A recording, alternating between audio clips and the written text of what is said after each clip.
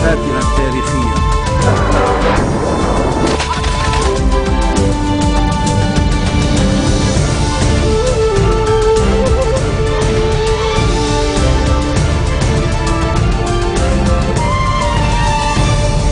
Bonjour à tous et merci de nous rejoindre sur Futur TV pour cette nouvelle édition de la rédaction. Voici les titres de ce journal. Le Hezbollah, une nouvelle fois visé par un attentat à la voiture piégée. L'attaque s'est produite à Sbouba dans la Bekaa. Il n'y a pas de victimes. La tension baisse d'un cran à la frontière libano-israélienne au lendemain de la mort d'un soldat de Tsahal touché par des tirs venant du Liban. Le militaire libanais a agi de sa propre initiative, assure les FAL. Un cadeau de Noël pour Téhéran. L'Union européenne va lever avant la fin du mois les sanctions imposées à contre la République islamique, mais de manière limitée, ciblée et réversible selon Laurent Fabius, le ministre français des Affaires étrangères. Et à suivre également dans ce journal, Angela Merkel démarre officiellement son troisième mandat comme chancelière allemande. Les députés du Bundestag lui ont accordé ce matin leur confiance avec une écrasante majorité. Le Hezbollah, une nouvelle fois pris pour cible ce mardi. Un attentat à la voiture piégée a visé un poste du Parti de Dieu à Sbouba dans la Bekaa. Et donc, selon l'armée libanaise, aucune victime n'est à déplorer. Les faits exacts restent flous pour l'heure. Si l'armée indique qu'une Jeep a explosé, détruisant plusieurs autres véhicules, l'Agence nationale d'information rapporte pour sa part que la voiture piégée était une BMW et évoque la possibilité d'un attentat suicide. Une information toutefois démentie par une source du Parti de Dieu. Des membres du mouvement chiite et des forces de sécurité se sont rapidement déployés dans la zone, empêchant l'accès aux journalistes. Le Hezbollah a été visé à plusieurs reprises ces derniers mois, des attentats liés à son implication dans le conflit syrien. Avec nous en ligne, Georges Salouane, spécialiste de la politique libanaise. Bonsoir, Monsieur Salouane. Bonsoir, Monsieur Berberi. Alors, quel est le message derrière cette nouvelle attaque contre le Hezbollah? Écoutez, hélas, le Hezbollah, par sa participation à la guerre syrienne et l'envoi de milliers de combattants libanais en Syrie, a ouvert la boîte à Pandore. Et en ce moment, nous sommes confrontés, tout le peuple libanais est confronté contre une vague de djihadistes, d'attentats meurtriers, qui va aussi bien toucher le Hezbollah ou plutôt toutes les régions, presque toutes les régions libanaises. Je crains que ces attentats djihadistes, que ces attentats criminels ne puissent pulluler pendant toute la durée des combats où le Hezbollah prend parti avec le régime syrien. Monsieur Salouane, à l'écran, des images des funérailles aujourd'hui du soldat tué hier à Saïda par un kamikaze. Quel est à votre avis aussi le message que ces djihadistes veulent donc envoyer à l'armée? C'est simple. Tant que l'armée ne contrôle pas la sécurité totale du pays, et je précise, la sécurité totale du territoire libanais, aussi bien au niveau des frontières qu'à l'intérieur, je crains que ces kamikazes, que ces djihadistes ne prennent parti essentiellement l'armée libanaise et les forces de sécurité intérieure.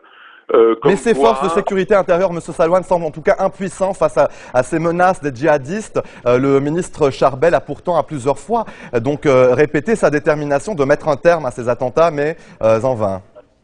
Écoutez, hélas, le ministre Charbel essaie avec toute sa bonne volonté de mettre fin, d'essayer d'agir contre ces attentats kamikazes, mais il y a, comme je l'ai toujours répété, un vacuum total au niveau des institutions libanaises, officielles libanaises. Il y a un vide total au niveau sécuritaire. Il n'y a plus de responsables capables de prendre des mesures adéquates. Nous sommes devant un vide, un vacuum qui, je le crains, ne poussera ces organisations djihadistes à envoyer de plus en plus de kamikazes pour déstabiliser la situation politique, la situation sociale, la situation économique du pays.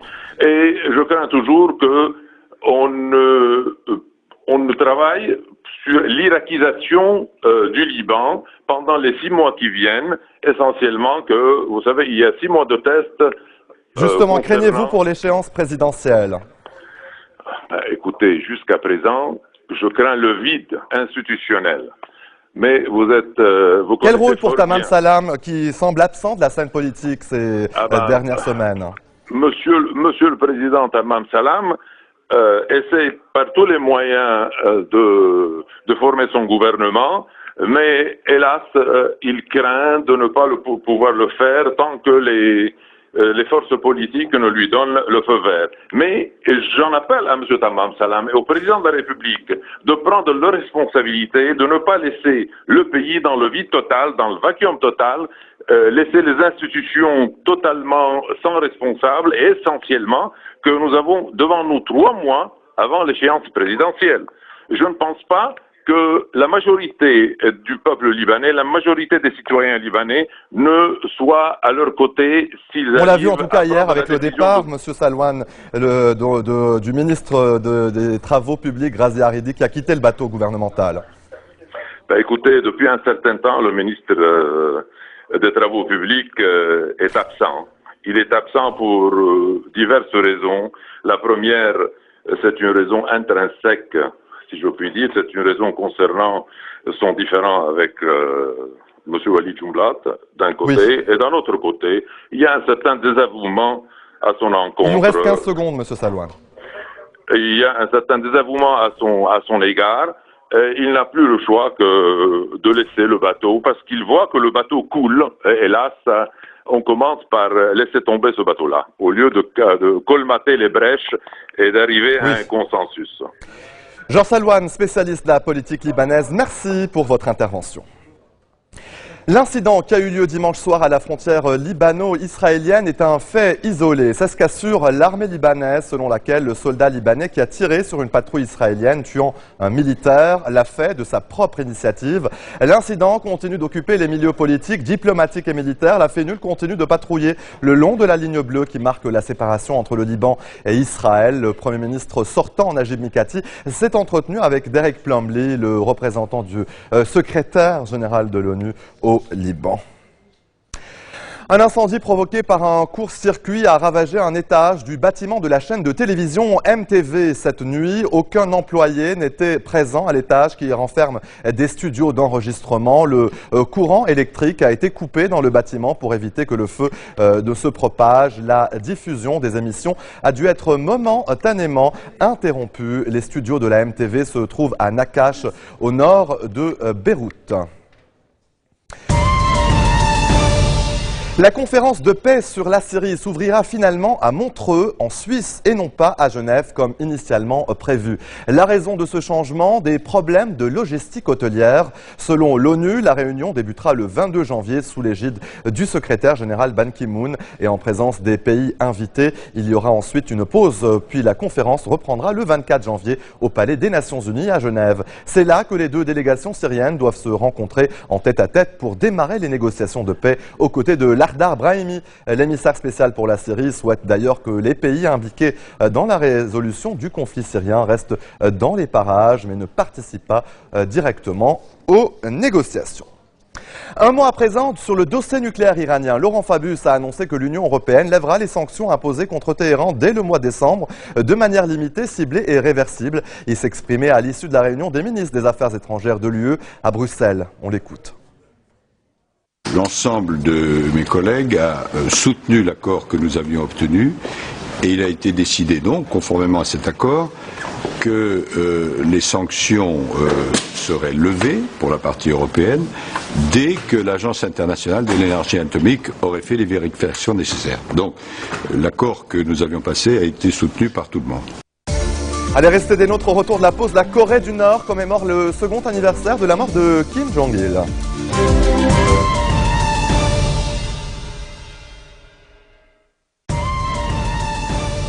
Au retour sur le plateau de l'info, c'est le mardi de tous les dangers pour les opposants ukrainiens. Le président ukrainien Viktor Yanukovych est à Moscou pour traiter avec son homologue russe Vladimir Poutine. À Kiev, sur la place Maïdan, les manifestants ne comptent pas quitter leur poste. Malgré la peur de la répression policière, ils sont déterminés à protester contre la décision du gouvernement de ne pas signer l'accord d'association avec l'Union européenne. Ces manifestants créent des tensions jusque dans l'hémicycle. Les députés de la majorité réclament de remanier 90% du gouvernement. À Moscou, Viktor Yanukovych et Vladimir Poutine devraient signer plusieurs accords. Selon eux, l'adhésion de l'Ukraine à l'Union douanière pilotée par la Russie ne sera pas à l'ordre du jour. Une telle adhésion ruinerait les espoirs des opposants d'appartenir à une Ukraine pro-européenne. En Allemagne, je vous le disais en titre, Angela Merkel démarre officiellement son 3e mandat comme chancelière. C'est dans la matinée que les députés du Bundestag, la chambre basse du Parlement, lui ont accordé leur confiance avec une écrasante majorité. Sur les 631 députés, 462 ont accepté sa candidature. À 59 ans, Angela Merkel entame donc un nouveau mandat de 4 ans à la tête de la première puissance économique européenne. Comme lors de son premier mandat, elle va devoir composer avec les sociodémocrates dans le cadre d'une grande coalition. La chancelière a déclaré qu'une telle coalition est à même de réaliser de grandes choses et faire en sorte que la population vive encore mieux en 2017 qu'elle ne vit aujourd'hui. Direction la République centrafricaine où la situation humanitaire est particulièrement préoccupante. Selon le Programme alimentaire mondial, près d'un quart de la population risque de souffrir de faim. En cause, les violences entre les milices chrétiennes anti-Balaka et les combattants musulmans de l'ex-Seleka. Les organisations humanitaires sont peu nombreuses sur place et donc certaines zones ne sont toujours pas accessibles. Aujourd'hui, nous avons à peu près 83 tonnes de vivres pour 10 jours et pour 18 000 personnes qui sont regroupées dans les sites ici. On arrange une ration pour 10 familles et on leur donne des sacs qui constituent la part de 10 familles pour 10 jours et ils se mettent à côté pour pouvoir faire la répartition des 10 familles. Ça nous permet de gagner du temps. Allez, en bref, dans le reste de l'actualité, le programme de la NASA est-il illégal ? Probablement, selon un juge américain, ce dernier a émis de sérieux doutes quant à l'utilité et à l'efficacité dans la surveillance des échanges téléphoniques des Américains. Une surveillance mise en place par l'État fédéral via l'Agence de sécurité nationale. Cette collecte quotidienne de millions de données a été révélée par l'ancien consultant de la NSA, Edward Snowden, aujourd'hui réfugié en Russie. Au Soudan du Sud, au moins 26 personnes ont été tuées et 140 blessées dans les combats qui opposent des éléments rivaux de l'armée dans la capitale Juba. Les combats ont repris dans cette nuit et se poursuivent dans plusieurs quartiers. La veille, le président Salva Kiir avait annoncé avoir déjoué un coup d'État initié par son ex-vice-président Riek Machar, un rival politique qu'il avait limogé en juillet. La Corée du Nord commémore le second anniversaire de la mort de Kim Jong-il. Quelques jours après une purge au pouvoir, le fils et successeur du défunt dictateur Kim Jong-un s'est montré impassible face aux milliers de dignitaires militaires venus lui signifier leur soutien. Une cérémonie qui intervient après l'exécution de son oncle qui avait guidé ses premiers pas à la tête du pays. Il a été accusé de complot et corruption au cours d'un procès express. 586 millions de dollars, c'est le jackpot à remporter ce mardi lors de la loterie américaine d'un méga million. Voilà de quoi faire de beaux cadeaux de Noël. Cette super cagnotte suscite une véritable frénésie aux États-Unis avec une ruée sur les tickets avant le tirage prévu dans quelques heures. Et s'il n'y a pas de gagnant, rendez-vous vendredi pour un montant encore plus élevé. Et c'est ainsi que se referme cette édition. Tout de suite, le rappel des titres. Le Hezbollah une nouvelle fois visé par un attentat à la voiture piégée. L'attaque s'est produite à Souba, dans la Beka. Il n'y a pas de victimes. La tension baisse d'un cran à la frontière libano-israélienne au lendemain de la mort d'un soldat de Tsahal touché par des tirs venant du Liban. Le militaire libanais a agi de sa propre initiative, assure les FAL. Et un cadeau de Noël pour Téhéran, l'Union européenne va lever ses sanctions contre la République islamique avant la fin du mois. Et Angela Merkel démarre officiellement aujourd'hui son 3e mandat comme chancelière allemande. Les députés du Bundestag lui ont accordé ce matin leur confiance avec une écrasante majorité. Merci de votre attention. Retrouvez-nous tous les jours à 16h40 heure de Beyrouth. Vous pouvez également nous suivre en ligne sur notre site web ou en téléchargeant notre application mobile. Excellente suite de programmes sur notre antenne. ولا يجوز أن نفسد في علاقاتنا التاريخية